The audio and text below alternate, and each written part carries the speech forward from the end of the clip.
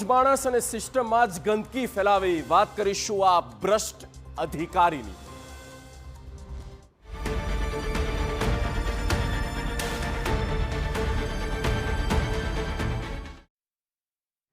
લાંચ લેવી એ સજાને પાત્ર ગુનો બને છે, જે સામાન્ય લોકોને પણ ખબર છે, પણ દુર્ભાગ્યપૂર્ણ સરકારી અધિકારીઓ આ કાયદાને ખિસ્સામાં લઈને ફરતા હોય તેમ સરકારી કામ કઢાવવા માટે પૈસાની માંગ કરે છે।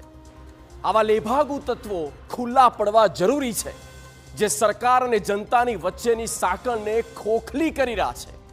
આ એક સરકારી અધિકારીએ રૂપિયા સેરવા માટે લાંચ માંગી અને તેની પાસે તપાસ થઈ તો કરોડોની રોકડ મળી આવી।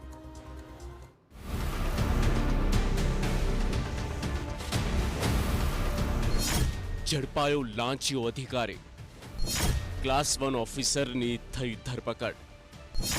એબી ચૌધરીએ માંગ્યા 5 લાખ રૂપિયા। લાંચ લેવી અને લાંચ આપવી એ બંને ગુનાપાત્ર છે। કોઈ લાંચ ના લે તે માટે લાંચ રૂશ્વત વિરોધી વિભાગ અલગથી અમલમાં છે।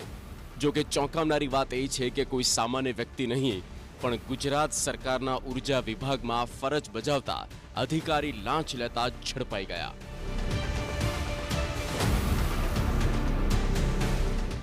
સોલાર પેનલની એનઓસીના બદલામાં 5 લાખ। એસીબીએ ટ્રેપ ગોઠવીને દબોચ્યો। એસીબી તપાસમાં લાંચિયાનો ફૂટ્યો ભાંડો। અધિકારીના ઘર અને ગાડીમાંથી મળી રોકડ। 1,76 લાખની રોકડ જપ્ત। 88 લાખના સોના ચાંદીના દાગીના જપ્ત। કુલ 2,64 લાખની બેનામી મત્તા જપ્ત। એસીબી દ્વારા ગાંધીનગરમાં ગુજરાત સરકારના ઉર્જા વિભાગમાં ફરજ બજાવતા વિદ્યુત નિરીક્ષણ કચેરીના ક્લાસ 1 ઓફિસર એબી ચૌધરીની થઈ ધરપકડ। સોલાર પેનલની એનઓસી આપવાના બદલામાં 5 લાખ રૂપિયાની લાંચ લેતા હોવાની ફરિયાદના આધારે એસીબી ટ્રેપ ગોઠવીને દબોચી લીધો। આ અટકાયત બાદ અધિકારીના ઘર અને ગાડીમાંથી મોટી માત્રામાં રોકડ અને દાગીના મળી આવ્યા છે। તેઓના ગાંધીનગર અને સુરત ખાતેના મકાનો અને ગાડીમાંથી કુલ 1,76,14,970 ની રોકડ રકમ અને 88,82,910 ની અંદાજિત કિંમતના સોના ચાંદીની લગડીઓ, દાગીના અને સિક્કાઓ મળી આવેલ। આમ કુલ 2,64,97,880 રૂપિયાની મત્તા તેઓના ઘર અને તેઓની ગાડીની સર્ચ ઓપરેશન દરમિયાન મળી આવેલ છે।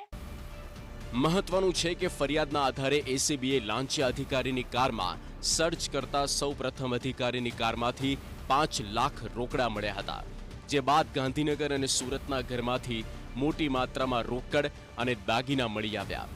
એબી ચૌધરી મૂળ સુરતનો વતની છે અને હવે 8 મહિનાની નોકરી બાકી છે। 4 વર્ષથી ગાંધીનગરમાં વિદ્યુત નિરીક્ષણ કચેરીમાં કામ કરતો એબી ચૌધરી સોલાર સિસ્ટમની મંજૂરી આપવા લાંચ માંગતો।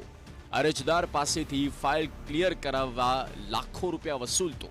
જો કે આ લાંચિયા અધિકારીની સાથે બીજા કોની સંડોવણી છે તેની એસીબી તપાસ કરી રહી છે।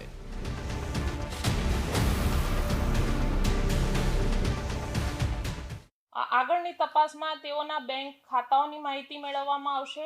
તેઓના અને તેમના કુટુંબીજનના મિલકતોની માહિતી મેળવવામાં આવશે, તેમના લોકરોની માહિતી મેળવવામાં આવશે અને તેઓએ અગાઉ આ પ્રકારની જે કોઈ કાર્યવાહી કરેલ છે, જે ફાઇલો ક્લિયર કરેલ છે, તે ફાઇલો મેળવી અને તેની ઉપર કાર્યવાહી કરી અને તેમણે કોઈ સત્તાના દુરુપયોગની કાર્યવાહી કરેલ છે કે નહીં, સત્તાનો દુરુપયોગ કરેલ છે કે કેમ, તે અંગે પણ તપાસ આગળ કરવામાં આવશે અને સર્વગ્રાહી તપાસ કરવામાં આવશે।